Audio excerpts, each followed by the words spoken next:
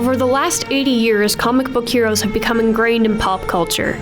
Between Comic Cons, the MCU, the DCU, countless animated series, and of course toys, superheroes are almost inescapable. Have you ever wondered where these pop culture powerhouses came from?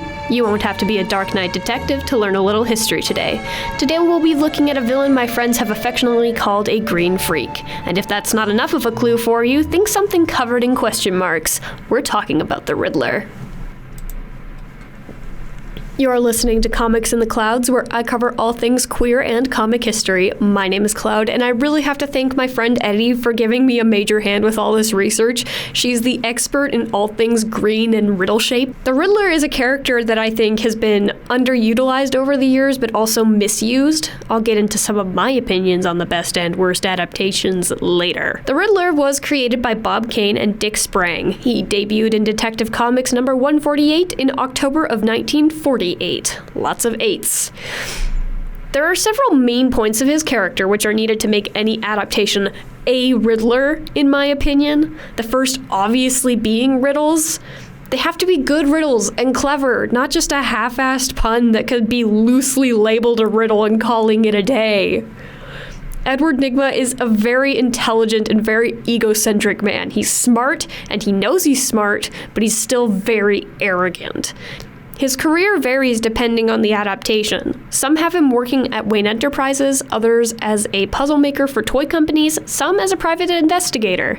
Ultimately, his career doesn't matter that much as long as it has something to do with the fact that he is smart. Riddler has also this whole OCD thing going on, which is why he leaves clues and riddles for Batman. In the Gotham Adventures comics, this is explicitly stated. It's laid out on the table. He goes back to a crime scene to leave a clue, not because he wants to, but because he feels compelled to. His intelligence is his greatest strength, but it's also his downfall because he constantly feels like he has to prove he's smart. He dresses very well and is often flamboyant. His first and original costume was that green leotard with the question marks on it. But his most iconic look, and the most common depiction, is that with the bowler hat and green question mark suit, which came about with Frank Gorshin. Who's Frank Gorshin? Frank Gorshin played the Riddler in the 60s Batman show.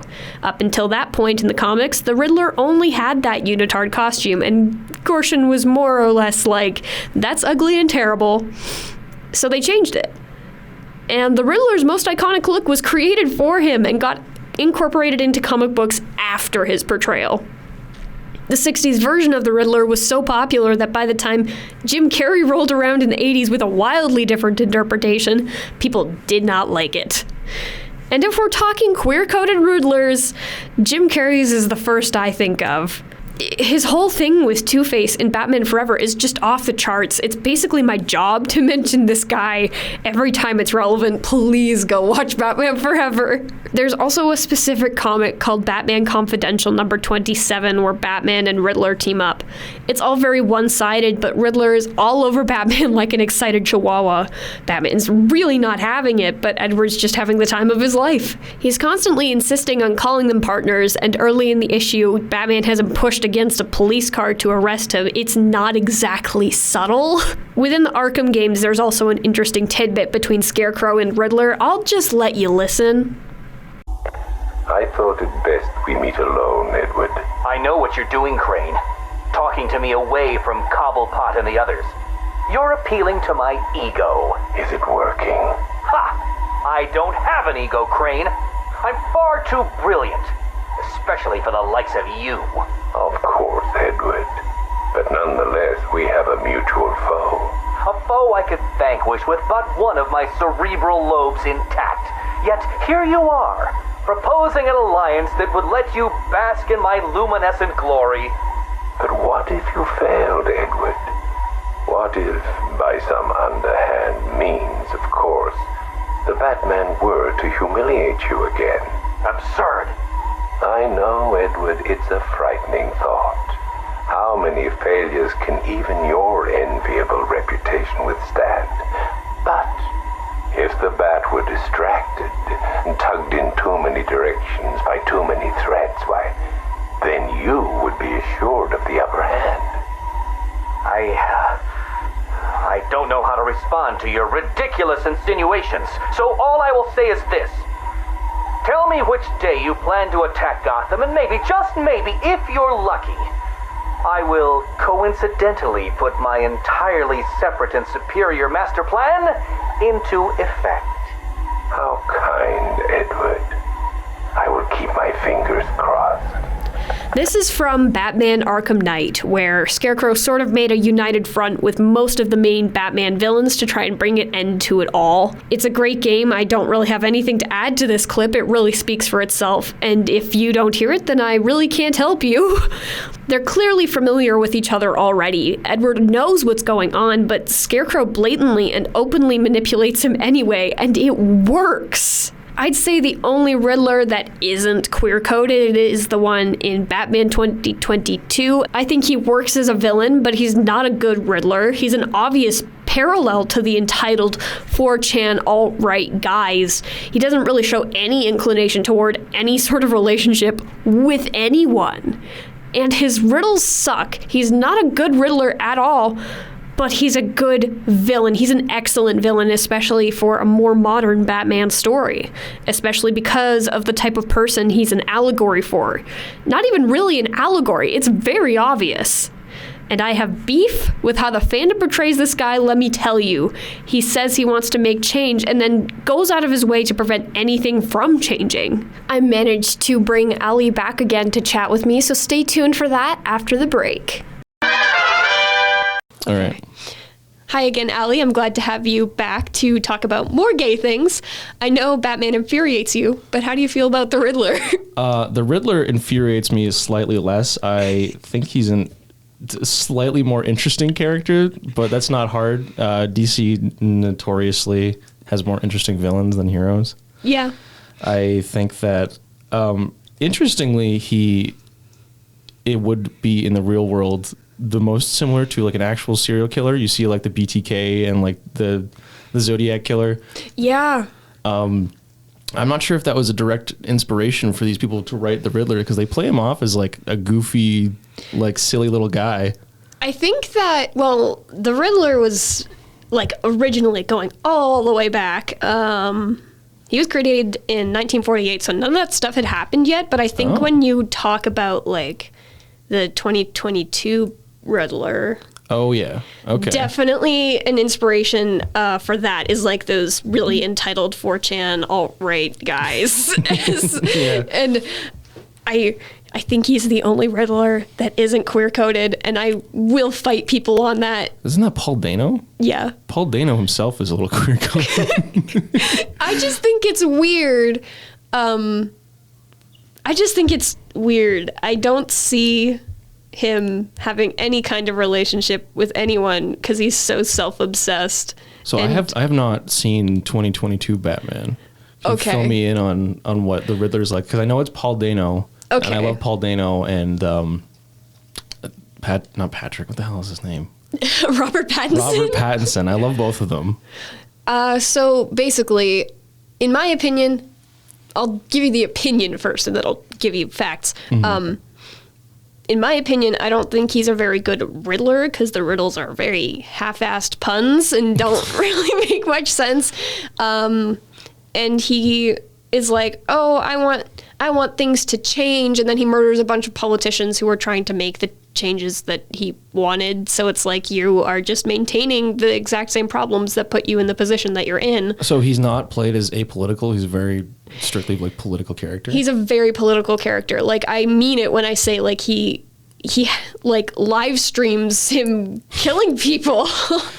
What's his motive in this one? He wants changed for what? He was an orphan, and there's like that sort of connection between him and Bruce Wayne, I guess. There's like a weird obsession there. So it's like, okay, so they're both orphans in Gotham. The difference being Bruce Wayne is rich, and he grew up very poor watching like kids die because there was not enough funding. And so it's like... He wants tax reform? No, he doesn't even want that. Does he want orphan reform? It's so... I don't even know what the point is for him, because it's like... there's this new politician lady named Bella Real, and she's like, okay, I want to implement these social changes, and like what we're doing now is completely insufficient for where we're at economically and everything. Right. So I want to make these changes, and they're good changes. And so, of course, his first move is to try and kill her because that makes sense. Okay. All right. Do they play up the fact that in like most canons these criminals are criminally insane? Like, honestly, I don't even think it feels like he's insane. He gets put in Arkham Asylum because of course he does. But it's like he just doesn't feel like a Riddler. He's not like, okay, most Riddlers have that sort of like obsessive compulsive desire to leave clues behind. It's not usually that like they want to. They just, it's like an ego thing, isn't it? It's like an ego thing, and then I think in one adaptation it's like explicitly like OCD. He just has to. I think that's kind of interesting. The idea that leaving behind clues on purpose, like having an ego so big that you're like, I'm going to leave behind clues and they still won't be able to find me, and then being constantly found. Yeah. Also, since this is media that needs to be approachable by a large amount of people, his riddles can't be that elaborate. So you have this guy who's running around leaving these riddles that objectively like an 8th grader could solve. Yeah. And he's like, I'm so smart. I think that's the funniest thing about him. The character has to be approachable by a vast audience. So his riddles, by definition, cannot be... They can't be too crazy. They can't be too hard to solve. Well, and the thing is, too, like, if you're writing a character that has above average intelligence, which he, in text, does, you would have to have above average intelligence writing him in order to, like, actually make that, if that makes sense. Have it make sense, to have it be believable. And Batman, too, is supposed to have above average intelligence, right? Mm-hmm. Yeah. Like, honestly, if I were the Riddler, I wouldn't leave clues for the world's greatest detective. I would go to, like, I don't know, Metropolis or whatever Superman lives and start leaving clues there. Like, no one's going to find you there. There's a whole thing. Man. It's like Gotham is like a black hole. What, you grow up there and you die there. Like, that's it. Gotham is such an interesting setting because it never gets better ever, to the point where some adaptations are just like, we're just going to wall it off and lose an entire city to criminals. Arkham City moment. Which is objectively the plot of Escape from New York. I haven't seen that. So in Escape from New York, Snake Plissken, his name is Snake. Snake Plissken, I think he was a criminal, and he's tasked with finding the president in this, which New York, which is now just a big criminal city that they let them have. Cool. Which, you know, kind of the plot of Arkham City, isn't it? Yeah, that's pretty much the exact plot of it. And then, like, Hugo Strange does some messed up stuff. But then I got thinking, in what world would the American government let this happen? I mean, hear me out you on know this what? one. Optics-wise, it does not look good to surrender one of your biggest cities to criminals. That's true. And also, in what world would they, like, be kind enough to allow that to happen? Yeah. Like, I think we need to talk about the structure of Gotham, because I know it's a comic book world, but it's so insane that anyone would live there ever. The rent has got to be like $20. It must be. And I think, like, I have so many thoughts. Gotham is like a living entity almost. Like, it sucks you in. You're there for life. Yeah. And it breeds such a specific kind of crazy, a specific kind of villain. Because if you look at, like, the villains that the Flash deals with, the villains that, like, Green Arrow deals with, they are nowhere near the same level of, like, insane. Like, why is it only Gotham? Gotham out here pumping out the weirdest little guys. Literally. Like in what world would one city put out the Penguin, but also like Bane? Well, Bane's from Mexico, I know that, but Yeah. he ended up in Gotham. How did he end up in Gotham? Like, I don't know. The idea of Gotham is so interesting to me because you have this city that, in canon, goes through all of these like attacks constantly. Like the public is constantly at risk, and you're like, why don't they call on the National Guard? They have a guy who is a bat, and that's like their guy. That's pretty much it. They've got the Bat guy, and then they have Jim Gordon, who's kind of useless. Yeah, he tries. Okay, I'm thinking about the TV show Gotham because I have Corey Michael Smith written out here. Do you know anything about the TV show? Just from what you told me last time. Okay, yeah, so like they're very gay. Do they explain why Gotham is so horrible in that show? It usually just comes down to like political corruption being interwoven with police corruption. And I mean, sometimes the Court of Owls is involved, which is like... That's too deep lore for me. I know. The Court of Owls is a secret high society group that controls Gotham, which is why it has not changed once at all, ever, since its inception, basically. That sounds a little too convenient. Yeah. It's bad. I don't like it. It's a stupid plot device. Does Batman ever figure out about this? Yes, sometimes. I mean, it depends. Sometimes. Does he ever try to stop that? Because that sounds like... Yeah, he does. There's... Oh, God. I think it's... Oh, man, this is drawing on old knowledge for me. There's these animated movies, which are really good, and for a long time they were like the best thing DC was putting out, and then they canceled their animation department, because of course they did. Right. Where his son, Damien, like, biological son, who was raised by assassins by his ex-girlfriend who is anyway, he's like, I think it's lame that you're not letting me kill people, and the Court of Owls has like an assassin division basically called Talons because they're owls. Right. They have talons. Okay. They have a pellet division? I don't know. That's an owl joke, ladies and gentlemen. Thank you very much.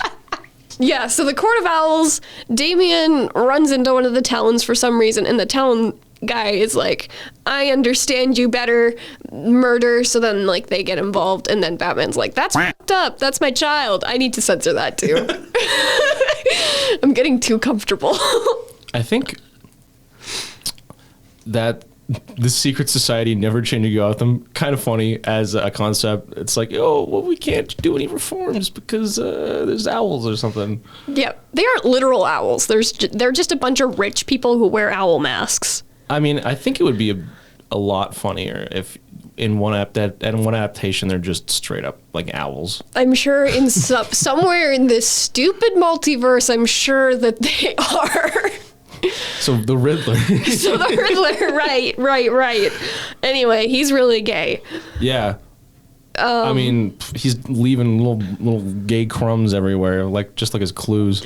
Yeah. Oh my God. Did I tell you? I sent you that one panel, right, where Batman has him like pushed against a police car. Yeah. Apparently that was like an edited version, but like the original one is like not any better. Yeah. It's still him pushed against a car, and then that whole issue, he's like, tee-hee, we're partners, we're working together, and Batman's like, I hate everything, I want to go to bed. Even like back in the 80s and 90s when they had Riddler as just like the movie villain, he was kind of... They had that like stereotype where he's flamboyant, and he was very flamboyant as a character. I mean, he's wearing green suits all the time. I mean, it's not St. Patrick's Day. But yeah, I think there was probably a little bit more of that harmful, like early queer coding in the beginning. Yeah, like being gay is bad. As you can see, this character is... This villain acts gay and is a villain. Yeah. He's killing people. Yeah.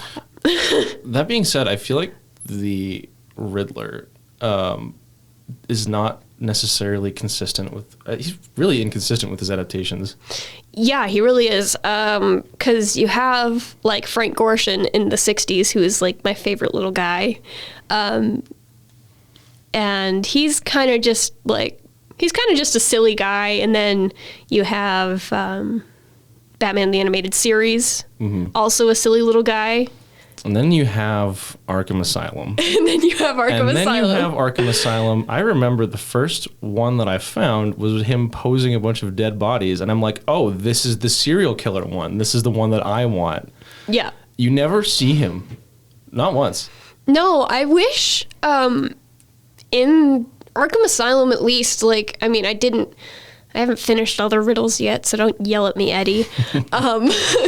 I wish that we could actually like run into him on occasion, because it's like, yeah, I get the point is that he's running around and we have to solve the riddles in order to catch him, but it's like, please, I want to see the little guy. Fact that he's not even that like high on. He has escaped. He's already gone.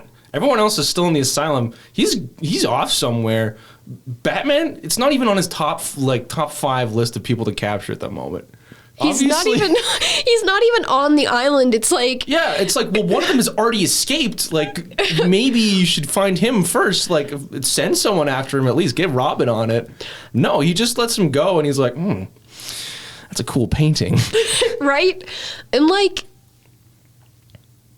just go be obsessed with Joker again, because that's exactly what you need to be doing. I mean, I could get into it about the Joker, and I have. We did. We have, and we did. And we will again. We will again. On record this time. But, like, it's... Man. Jeez Louise, man. Jeez Louise. You don't even... I mean, at least with, like, Arkham City and Arkham Knight, you get to see those silly little videos of Riddler. But in Asylum, he's still not even there. Is he in Arkham City? I can't remember. Yeah, he is. He's, like, kidnapping medics, I think, for no... Oh, he's committing war crimes? Yeah. Standard Riddleman activities. What the heck? Like, that's another thing that I'm when it comes to Riddler. When it comes to the Riddler, I'm like, yeah, cool. Like, what he does what's his motivation? Like, I get that serial killers in real life, there's a lot of like childhood trauma. Wait, that is his backstory, isn't it? It's childhood trauma. Yeah. The one that I know the most about is like he grew up with like. He killed his dad, right? Yeah, because... He killed his abusive dad. Yeah, because he was, like, smart as a kid. So he's autistic coded, too. Oh, yeah. He grew up really smart, and his dad was like, there's no way you're doing this yourself. You're cheating. There's no way. His dad was like, stop leaving riddles all over the goddamn house. You're making my job so difficult. But yeah, like, he's... punished for being smart, so of course that makes it like his entire personality later. You know. Okay, all right. That seems like kind of a lame. It's a little lame. Actually. It's a little lame, but he's like, oh, gotta kill my dad. And then, honestly, most of the time he goes on and has like a normal career for years until someone else pisses him off. Like, he's worked at the GCPD. He's worked at like the toy company, I think, for like the animated series. He works at Wayne Enterprises in Batman Forever, which I am obliged to bring up all the time because so obviously it's fun. He can hold down a job and live in society. Like, what? It's always like somebody else that like sets him off on the riddling path, if you will. I'm gonna riddle again. He's gonna do riddling. Because in Batman Forever, it's that they won't okay his project. That is the lamest. That is one of objectively the lamest reasons to get into crime. I mean, it's like it's a project that could be used to like. It was like a funny VR TV sort of, you know, except also they wouldn't greenlight his Oculus. Yeah, basically, and then. But it's like, okay, well, it can control people's minds, and steal their memories or something, and it's like, okay, well, we don't want to do that. Okay, a couple things. A real corporation would never not greenlight that. They'd be like, yes. But Bruce Wayne is the one specifically to say, like, no, I don't even know if he would. He would definitely keep that technology for himself. I don't know, man. He'd be like, oh, no, don't greenlight that, but give me the schematics, please. Bruce Wayne is not above mind control. Yeah, that's probably true, honestly. I mean, that's more of like Mad Hatter's MO, but that's a whole other... Is there an explicit, like, in canon reference to him using mind control? Batman? Yeah. Not to my knowledge, but I could be wrong. We'll fact check that later. We'll fact check that later. I'll put in a footnote. Footnote. Yeah, footnote in when I upload this. I think that's another interesting question. Would Batman be opposed to the idea of mind control for his own uses? I think yes, but I have no reasons as to why.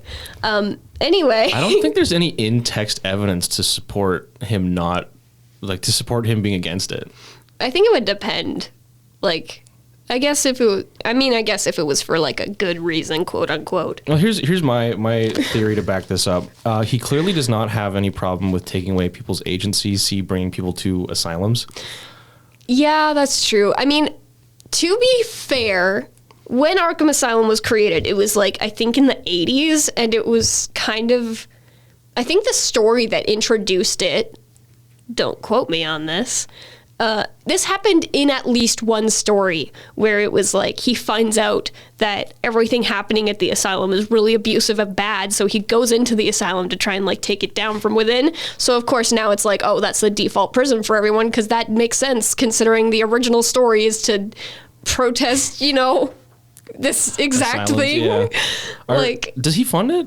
In some stories he does. He funds it. Yeah. This is the problem with talking about something as broad as Batman, because there's literally thousands of canons, and having a solid character like we've seen with the Riddler and Batman is really difficult. So the what is like having a character that is consistent amongst these is really hard. Yeah, and you have like all the honestly, reading comic books and watching movies, animated series, everything, it's like, sometimes it's like watching fan fiction. Because, like, the original guys who made him are, like, dead, right? Can we, okay, huge side tangent. Massive side tangent still about comic books. Okay. Comic book movies. So, watching fan fiction, like you said, have you ever seen the newest Marvel Spider-Man movie, No Way Home? Yes, I have. And, okay. Definitely somebody's fan fiction. Oh my god, that movie, do I like it? Yeah, kind of. It's like a schlocky, stupid movie. It's one of the stupidest movies I've ever seen in my life, but it's a little fun. I like it, but then I look at it and I'm like, the only reasons I like this are because of like the original cast, because they're actually good at their jobs. This is exactly like if someone's fan fiction got greenlit. Yeah, I swear I've read this fan fiction before.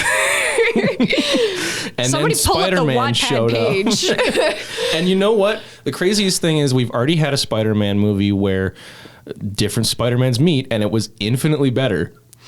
Into the Spider-Verse. Exactly. Oh Into my the Spider-Verse was a movie where a bunch of different Spider-Mans get together, and it was way more emotionally impactful than seeing 2.5 hours of CGI Tom Holland. Yep. That's my big tangent. It felt so much like fan fiction. It really was. Green Goblin still slaps. Green Goblin. Maybe I just like. I love Green Goblin. Green dudes. Green Goblin or Joker, who would win? Probably the Joker. Green Goblin's. Yeah. Like, Green Goblin has like a weakness of occasionally caring about things, and the Joker can just go like, wee! And Green Goblin apparently also has the weakness of getting stabbed in the abdomen. I mean, I'm pretty sure that the Joker would have that weakness too. Unfortunately, the guy who fights him is pretty against doing that. I wish he would stab him in the abdomen. Oh, man. You know what? Let's talk about Riddler again. Is like, what do you do with him in the end? Like, if you're writing, let's say you, Cloud, you're writing a Batman story, Riddler is the villain. What does he do? Okay. Riddler is the villain, and I'm writing it. You're writing this, yeah. How do you Okay. treat this character? I definitely want to go with his, like, I don't want to follow, like, 2022's example. Very good villain, bad Riddler. But I think I would maybe go, like, the Batman animated series arc a little bit, where he's, like, kind of just a silly little dude, except, like, he has a legitimate grievance and was wronged. Because, like, I don't know. I think that if you want to have a character like that, I don't know. I have so many thoughts now. I think I would do something where he's not a villain, because the Riddler on his own is not enough. No. Not enough to be a villain. I would like to see him alongside someone else. Here's my hot take. I think he should just be like almost an anti-hero. Like, That's happened before. has it? Yeah. Like, he's teamed up with Batman a fair number of times. I think that's a good route, because they fit well together. I think what they should do is he's kind of like Batman's like inside shady intel guy, you know, but he's like, Yeah. whoa, solve this riddle and I'll tell you about the Joker's new criminal enterprises. Okay, so he's kind of like an intel broker of some kind. Yeah, because like Batman, he's really smart, but the thing with getting information is you need to get information from like shady sources sometimes, and Batman doesn't seem above that. No, he's definitely not. I mean, if you look at, like, his literal son is going around murdering dudes, which is against his moral code. Like, I think the Batman needs to have a guy that like he maybe bends his own moral code to let him do his thing because he's really valuable to him, and maybe even see some more like, oh, they're both really intelligent, they have intelligent conversations with each other, yada yada yada, something like that. Because what we have right now is, I'm gonna say it's not that interesting with Riddler. yeah. What we have right now. Yeah, it's kind of hard, I think, to make him like a solo villain, which is probably why 2022 went the direction it did, with just making him way more intense. Just making him not the Riddler. Yeah, basically. Like, if they'd put him under any other name, I wouldn't even be complaining about it, because it's like, oh, he's a really good villain, but the fact, like, the puzzleman. He's the He's the questioner. Stop. He just doesn't fit in with, like, at least with the other Riddlers, there's like a through line. I feel like this It's guy's green just, for some reason. this guy's not even green. The new one? Yeah, he's like swamp colored. He here, hold on. The Paul Dano, isn't he wearing like a green jacket? I'm looking him up for you. I forgot to add Riddler onto that. Paul Dano, Batman. What? And then it brings me a picture of Corey Michael Smith. Thank you. Perfect. Here. This is what he looks like. That's not a Riddler. That's a terrorist. that looks very Unabomber of him. And then Corey Michael Smith is this guy. He's so dapper. Okay. All right. Okay, well, so new Riddler, he's just a terrorist, right? Yeah, basically. Okay. Does he leaves clues too? Yeah, but like really bad, stupid ones. I don't like him. Riddle me this. What am I doing in this He movie? doesn't even say riddle me this. What? I know. And then they tease a Like, really... I know that's cheesy, but like, come on. It's his thing. There's a guy called the Riddler. It's his shtick. You know, like, you gotta stick with the shtick. Riddle me this, Batman. No, he's not Italian, except for Eddie. Eddie's Italian. She'll get mad at me if I say otherwise. So he is Italian. He specifically is Italian. Oh, there we go. I love how many cameos she's getting in this episode, because I'm just like, my friend Eddie. Hi, Eddie. She said she found you very interesting in the last episode, by the way. Cool. Wait till she hears my thoughts about... well, I don't have any thoughts, but... Just knows all the thoughts. Man, this episode is a post. Yeah, pretty much. It's what the Riddler would want. We got the Riddler. What if we ended with one big riddle? That's what I have. That's my extra for you is a riddle. Let's hear a riddle. Right now? Yeah, let's hear it. Well, I can't give you the extra one. Okay, wait. Actually, We've been going for 32 minutes? honestly, we can go as long as we want because the episode. You're going to edit it. Yeah, and the episode is allowed to be an hour long now. Whoa, what? Yeah. Okay, all right. I thought it was still at 20 minutes. No. Oh, okay, I should have prepped way more. I should have told you that maybe.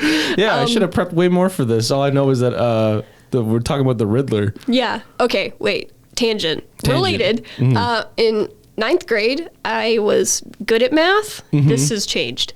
And Is that the whole tangent? No. There's more. Okay. I was good at math, so I'd always finish the lessons early and stuff. And I got mad because my teacher was always giving us like quizzes literally every class. So I was like, how can I get revenge? So this is very Riddler coded of me. I was like, how can I get revenge on this lady for pissing me off? Man, I am a Riddler origin story. So I would make up riddles to put on my quizzes for her because I was like, if I have to do a quiz every day, I'm going to make her do a quiz every day. And I wanted to annoy her. Riddler behavior. It was such Riddler behavior. Is that like his MO? Does he just want to annoy people? I don't know. Anyway, she liked it, so my plan backfired, but I kept doing it. That would be such a good Riddler story where he does it to like mess with someone and they're like, that was really fun. And then he is like, oh, okay. This is my... I'm going to build an escape room. Well, he's made the puzzles before, like puzzle games. Oh, yeah. You watched the animated series, didn't you? It's been years. I watched it like as it was coming out when I was a child. Oh, man. Okay. I was counting on that slightly. Oh, well. Yeah, so Batman the Animated Series. Honestly, it's hard to analyze the Riddler objectively from like a queer lens because it's like vibes. Right, that is also part of our podcast. Yeah. The gay part, yeah. The gay part. Yeah, like it really just feels like vibes sometimes. And like at least with Gotham it's like semi-text. It might as well be explicit because, like, frankly, it's astounding to me within the text, regardless of shipping preferences. Like, what? I don't understand how you can set them up to be, like that. Living together. Doing their taxes for each other. Well, I mean, tax evasion. That doesn't actually happen. If you evade taxes with someone, that's kind of romantic. I always think about, like, the phone call that, like, Penguin hits him with in the middle of the day while he's at work. Yeah, doesn't he hit him with, like, what groceries do you want? No, it's like, where's the hot mustard? Oh, that's the same vibe. Yeah. Like, and then he finds it and he's like, haha, never mind, twirling my hair, you know. Penguin has hair in that one? Yeah, he does.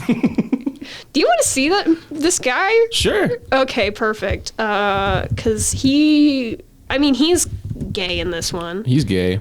Yeah. And then the Riddler's actor is also bisexual. Nice. I want to try and find the one of him in the fruity little coat.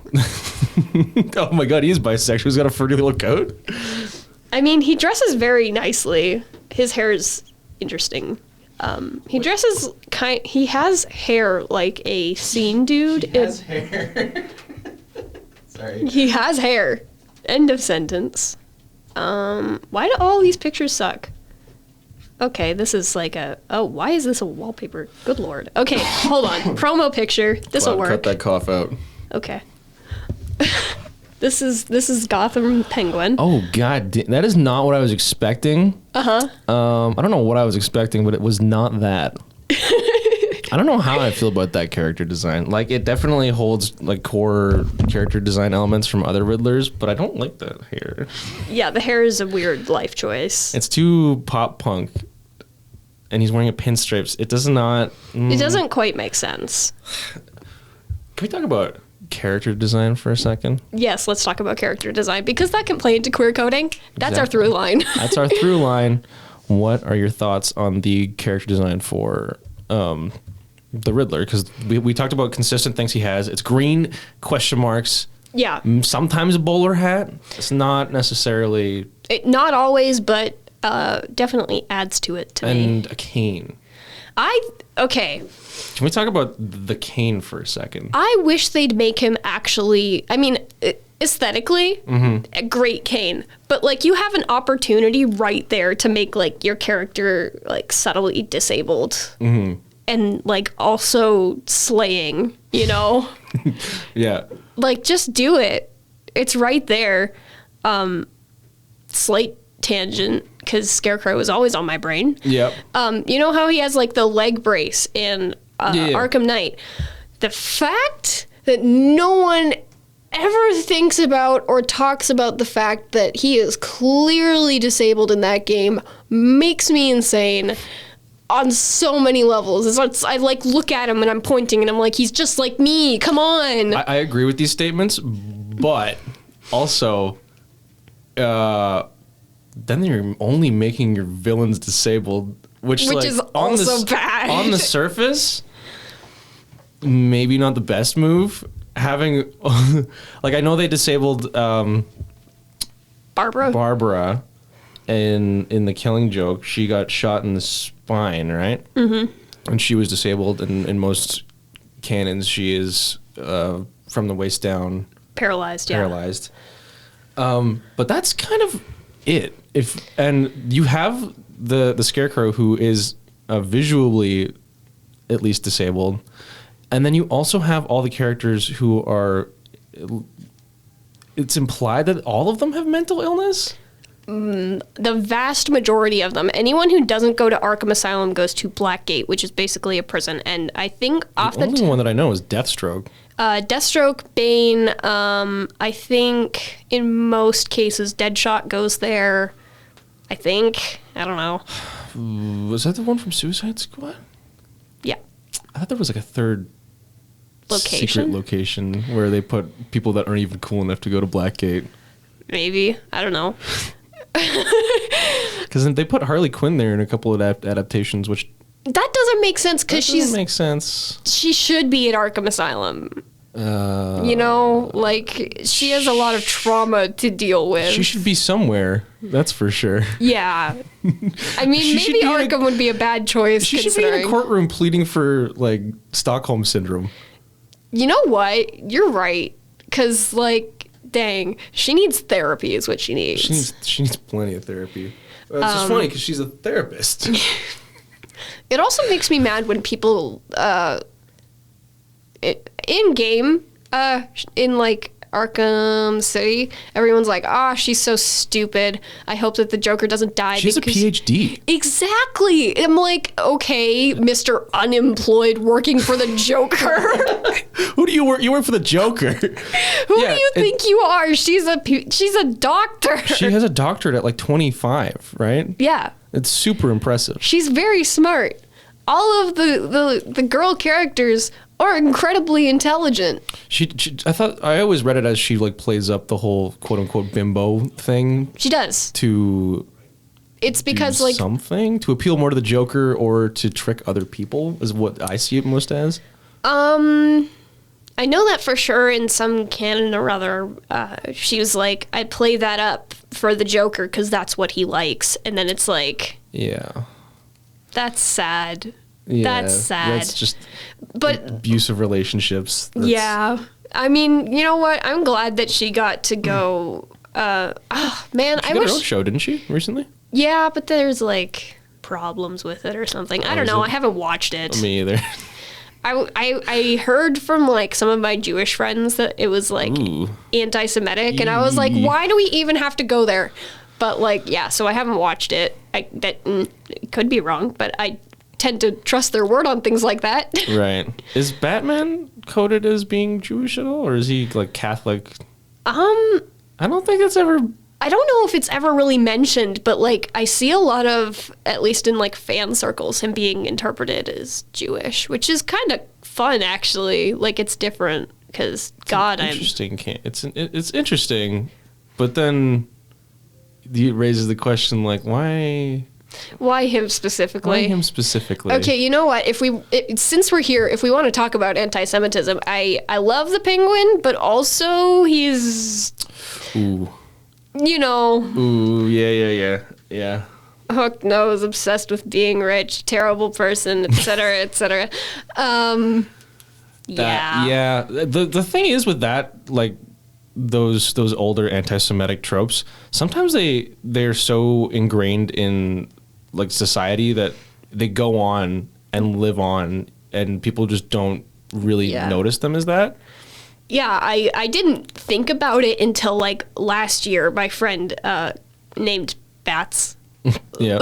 love them, was like, can we talk about this? And I was like, oh, you're right. Oh my God. Yeah. So and then somebody was posting on Tumblr about it recently too. It's like on my mind. I wanted to talk about it.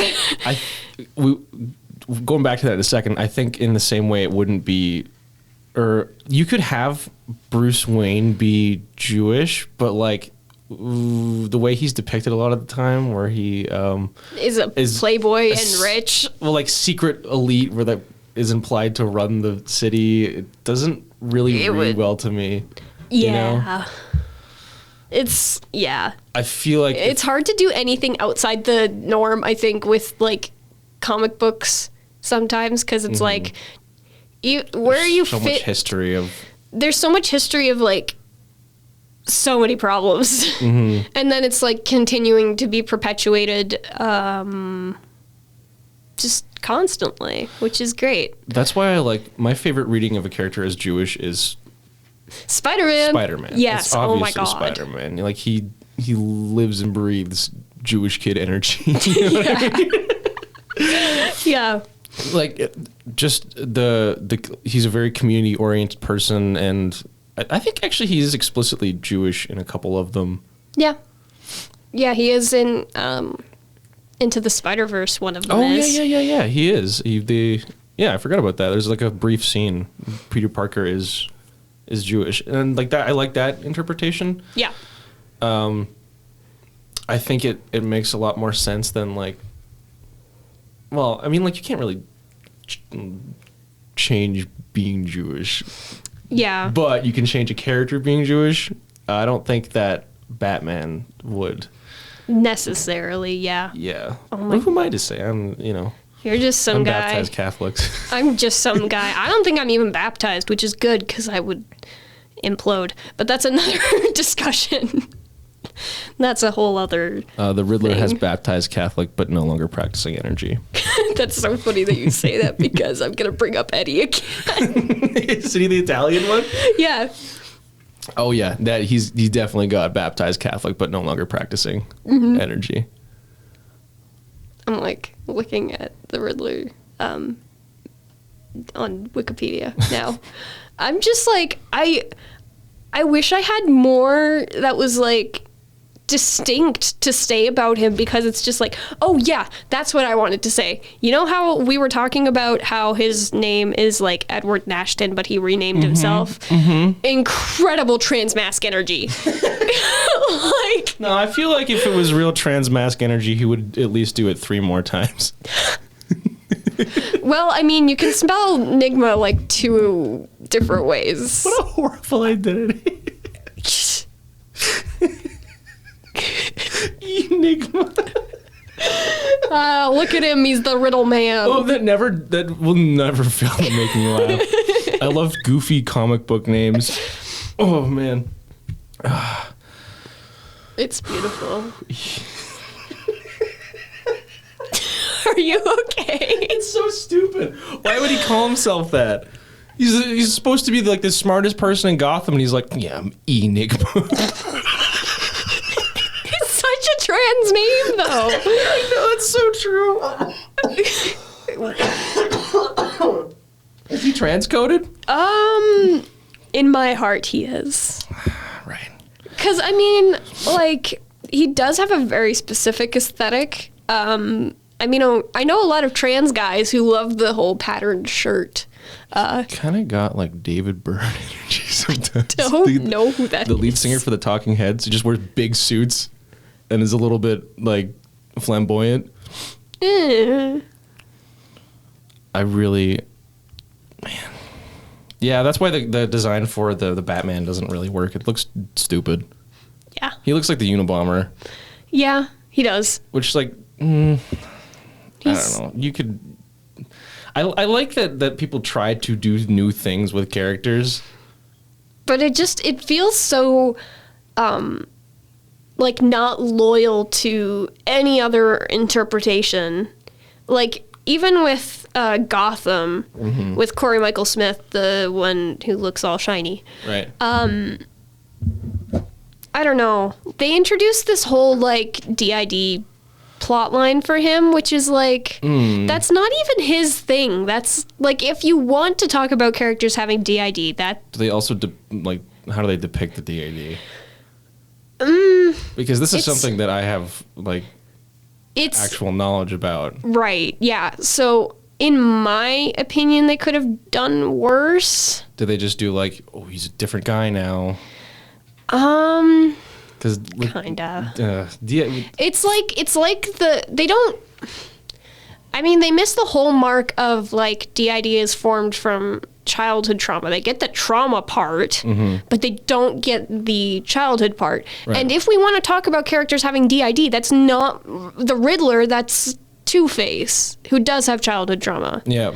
And more trauma later on. And, like, anyway, I love Two-Face. Anyways, yeah, characters with DID are... Okay.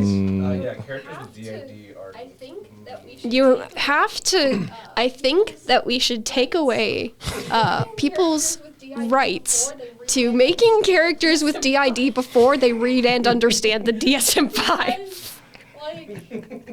Because, there like... a lot Man. to DID. Different people have different symptoms. Here's what it is not. It is not multiple personality disorder, which does not exist. It is not a thing. I know. Which does not exist. It is not a thing. That's not how it works at all. It's about the dissociation of it. Identity disorder. You dissociate yourself from your identity. You do form, like, splits. There's alters, but there is not. It is not how they're depicted in media. It's not like Split. It's not even really like Two-Face, but at least it's like example than Split because they both. It's at least like Two-Face. It's like they're at least like Two-Face. It's like they're the two alters are on, like, even footing and, like, have similar goals. And they've found a way to... I mean, he's still a villain, so it's, like, awkward and kind of difficult, but, like, they have the coin to help them make decisions between the two of them. Yeah, DID is not, like, you don't talk to your other personalities. You don't...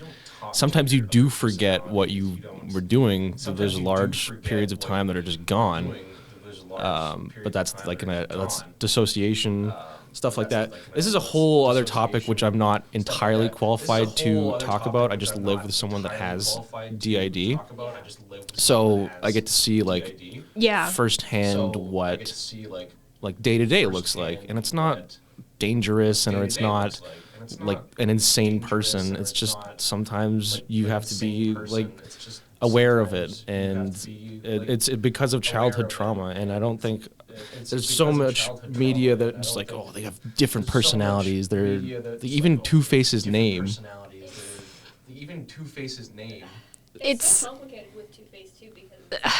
so complicated with Two-Face too because it's like the name, the shtick predates him having DID in canon at all. Yeah, in the 80s. Yeah, and I think. I don't remember who it was. On the topic of DID, I think you can do multiple personalities, quote unquote, well within pieces of media. Just don't. Just think of an in-canon explanation for it. You have to, like, understand where the disorder comes from and kind of what it looks like from day to day because, like you said, it's not dangerous, it's not insane. Sometimes you're just a little confused about what's going on, or, like, you'll remember, like, the bigger picture of something, but Details can on the get topic lost. of this, there is I know it's not quite a comic, but probably an interesting depiction of not DID but multiple personalities, which I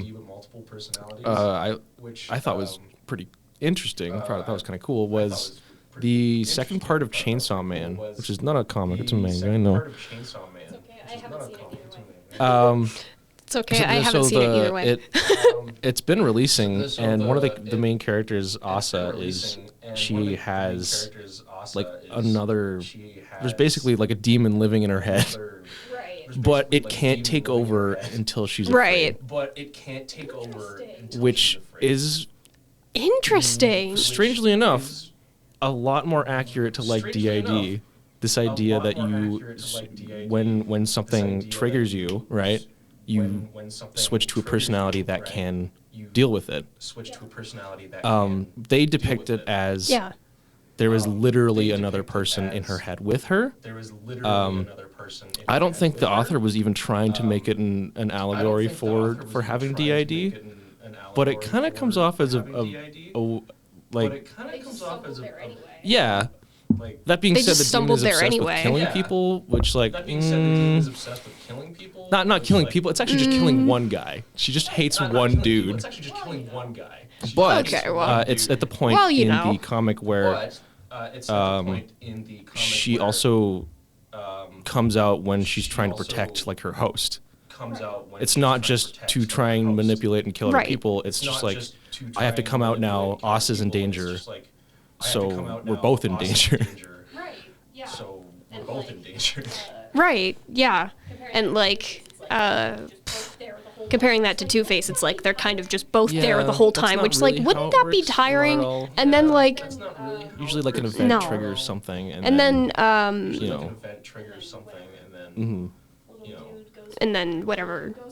Exactly. Little dude goes forward, little dude goes forward. Exactly. And then with Gotham, it's like he does directly talk to, like, basically Ed and the Riddler are like the alters, and he directly talks to the Riddler in like a mirror, and it's like, it's very tropey and kind of like, like the Riddler is like the murderous one. He's the one leaving riddles all over the place, except Ed has no memory of it, and it's like, that's not how that works at all. But I also think that, like he still is, in a way, protecting Ed from what's going on, because Ed's really terrified of being found out that he was killing people. You know? So, like, Ed kills his girlfriend by accident. It was accidental, but it did happen. And then, the lights don't work. He kills his girlfriend because she finds out that he killed another guy, which was also accidental. And so, like, the Riddler deals with the body, basically, and then kills a bunch more people. So it's like, you could have done worse, but if you'd spent like 10 more minutes on research, you could have done mental illness much better. It'd be something that Batman writers are good at, because 90% of the characters are explicitly stated to have some sort of mental illness, including Batman. Like, you don't just walk around like that without something going on up there. He's got the childhood trauma too. Like, it's literally everyone is so traumatized. Some form of DID. Some form of DID. I've seen some. You could argue it. I've seen some people argue for it. He does adopt a persona that is fit for that trauma. But he seems to do it like willingly. Yeah. It's. I think you could make an argument for it if you were smarter than I am. Make an argument for it. He'd need a lot of therapy to be able to have that level of control over it, I think. You know? Like some level of like integrating the memories together or something.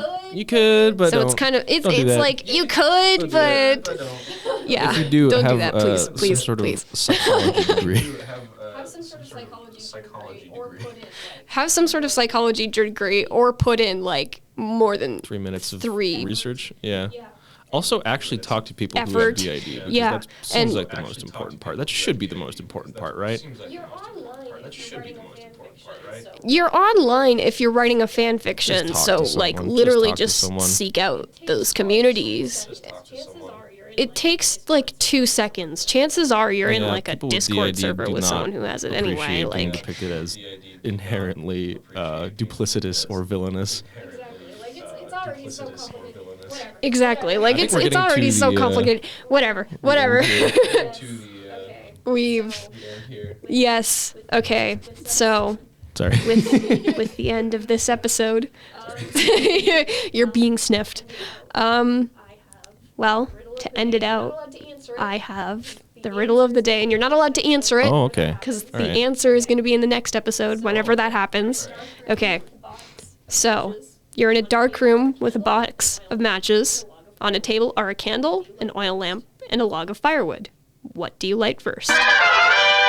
There's a lot more I could say about the Riddler. My friends have definitely heard me go on and on about him. Eddie has been an absolutely incredible resource for me while working on this. He's so much fun to talk with, and he's got a lot of knowledge benefiting her namesake. Thank you for tuning in to Comics in the Clouds. I hope to catch you next time. I'm Cloud, and I'm signing off for today. Comic book heroes and villains are everywhere, and they're as popular as ever. There's a lot of history in comic books, from propaganda to stories of immigration and depression to various social commentaries. This history tends to go unnoticed. Hopefully this show gave you a glimpse into where one of these villains came from.